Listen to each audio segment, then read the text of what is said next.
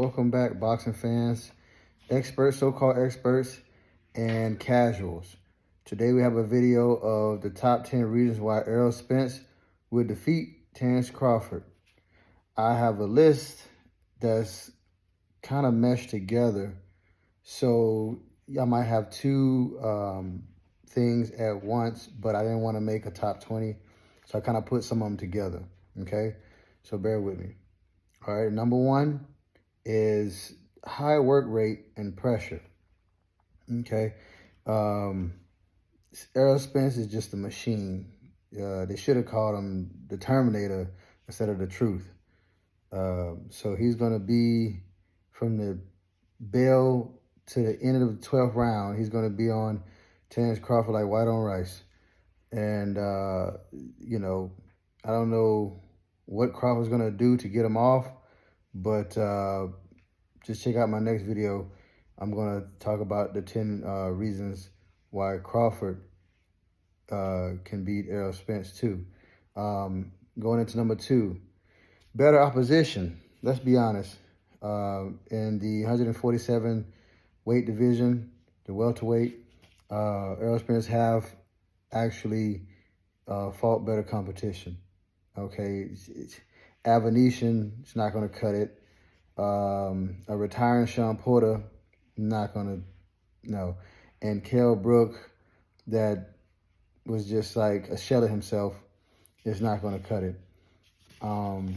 That's another reason. All right, number three, coaching and discipline. I mean, I honestly, I trust Derrick James' game plan over Bomac's game plan. That's just, you know, take it or leave it. I mean, number four, controlled dog. Now, this is very important to me. Controlled dog. Terence Crawford has a dog in him that can really get him in trouble. I know people have said stuff about this already, but I've been talking about this for a long time. Sometimes he just wants to prove that he's more of a dog than you, and that can really get him in trouble fast with Errol Spence. Errol Spence is the biggest puncher that he is going to face. He's the most elite fighter that Terence Crawford has ever faced. So I don't think he want to actually just go in there toe for toe and blow for blow with Errol. That'd be a big mistake, and it'd be falling right into Errol's hands. So controlled dog, because Errol Spence have control. He has that dog in him too, but he's more controlled and disciplined with his dog, opposed to Terence Crawford that gets a little reckless. So number five, this probably is the X factor to me, is the chin. All right, I honestly believe after everything's said and done, the chin would be the X factor, because I trust Errol Spence's chin over Terence Crawford's chin, just to be blunt.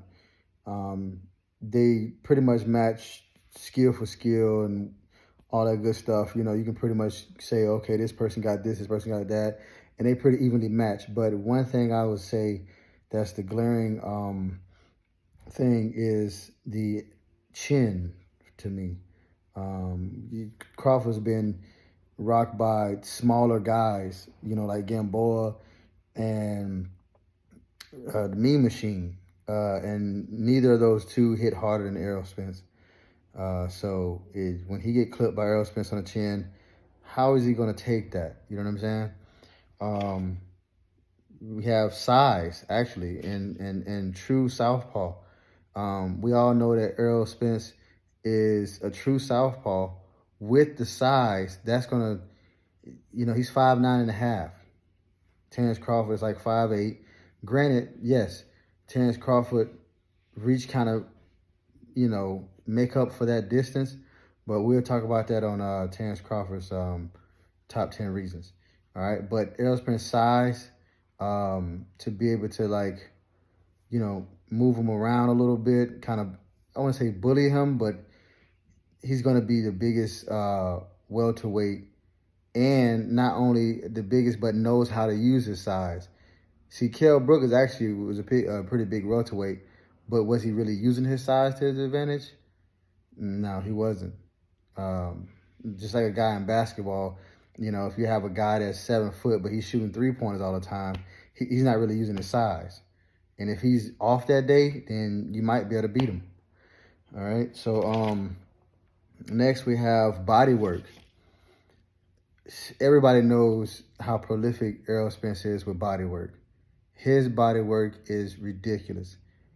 I don't recall too many welterweights in the history of welterweights that went to the body and dedicated as much as Errol Spence. He has a lot of times more body punches than the other guy have jabs in the fight, you know, as a total. You know, when I look up the numbers, his body work is like incredible.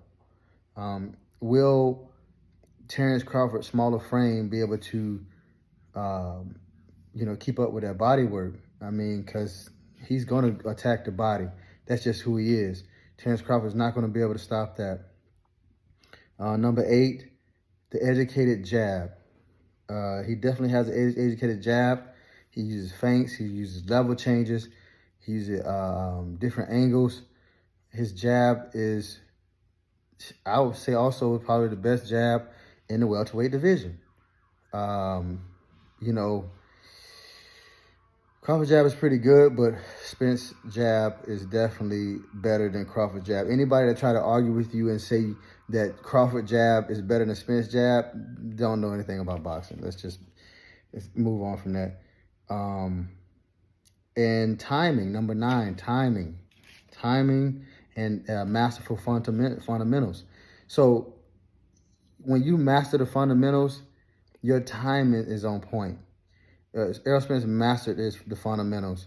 So he knows how to time guys.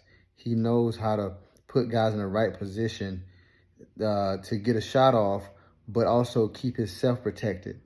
You know, I watched him against, you know, Sean Porter, or I watched him against Ugas last night, and how he was able to time Ugas and then dip in with his shoulder to keep Ugas from being able to counter.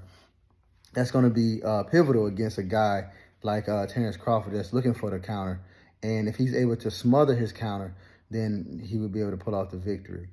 And last but not least, Errol Spence's stamina. Okay, it's no secret that Errol Spence stamina and durability is second to none. I've rarely ever seen him get gassed, or honestly, I've never seen him like get tired. The guy has a motor that's, you know, people have been trying to say that he's on PEDs and stuff like that. Let me tell you something. That's just people that don't get in the gym and don't work out and don't understand boxing. The man works out in Texas in crazy heat, goes 15, 20 rounds with his sparring partners. So trust me, 12 rounds is nothing if this man is going 15 to 20 rounds with fresh sparring partners every 4 or 5 rounds. So that's my top 10 list. Tell me what you think down in the comments below. And check out my next video with the top 10 reasons why Terence Crawford will defeat Errol Spence.